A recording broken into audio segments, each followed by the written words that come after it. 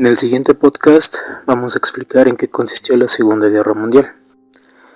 La Segunda Guerra Mundial abarcó de 1939 a 1945 y ha sido uno de los acontecimientos políticos y militares de mayor impacto en la historia de la humanidad debido a su alcance y sus consecuencias, así como el número de países que participaron y se vieron afectados.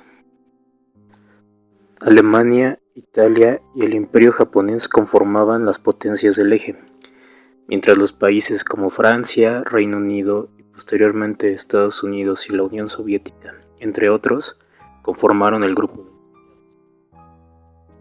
Esta guerra dejó un saldo de víctimas cercano a 2.5% de la población mundial, y sus hechos más resaltantes fueron el Holocausto, en el cual murieron millones de judíos, y la explosión de 2 bombas atómicas en las ciudades de Hiroshima y Nagasaki, en Japón. El Tratado de Versalles fue un convenio de paz firmado en Francia el 28 de junio de 1919, 6 meses después de la firma del armisticio, tras el cual hubo un cese al fuego y la aceptación de la derrota de la Primera Guerra Mundial por parte de los alemanes. Este tratado impuso en Alemania términos que generaron un descontento general entre los ciudadanos y que originaron la teoría de la apuñalada por la espalda, al sentirse los ciudadanos bajo el dominio de otros países potencia. Se estableció reducir el ejército de manera considerable, pagar una indemnización muy costosa a los países vencedores, la desaparición del Imperio Austrohúngaro y la pérdida de territorio. Otra de las causas fue la Gran Depresión, o el crack del 29. Fue una crisis económica que inició el 29 de octubre de 1929 en Estados Unidos.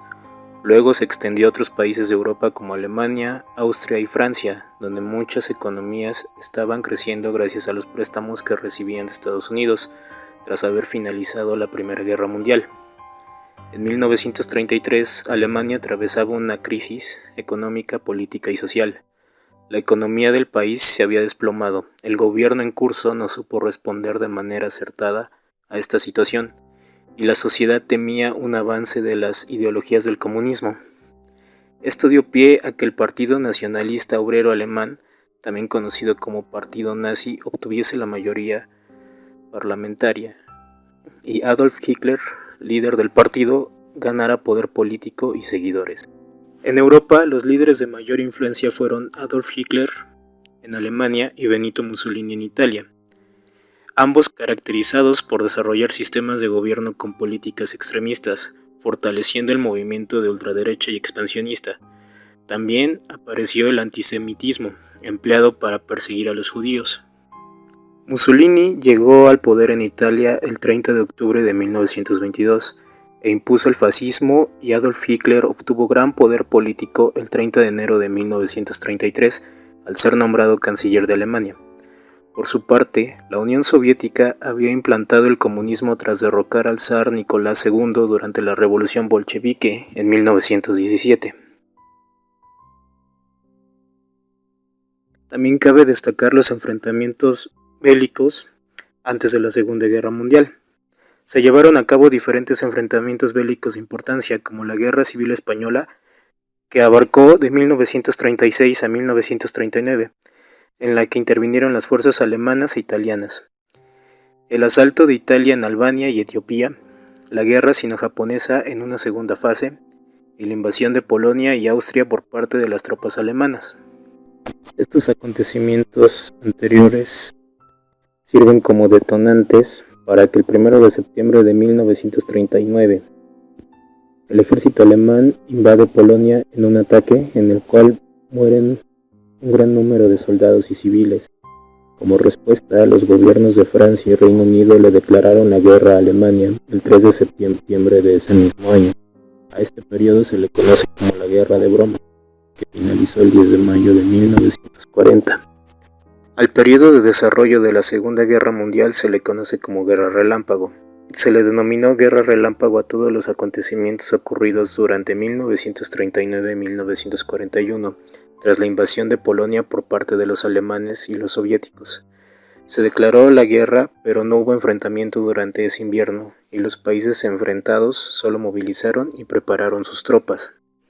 Posteriormente, el 10 de mayo de 1940, el ejército alemán inició un ataque ofensivo que le valió la victoria y el dominio sobre Bélgica, Países Bajos, Luxemburgo y Francia.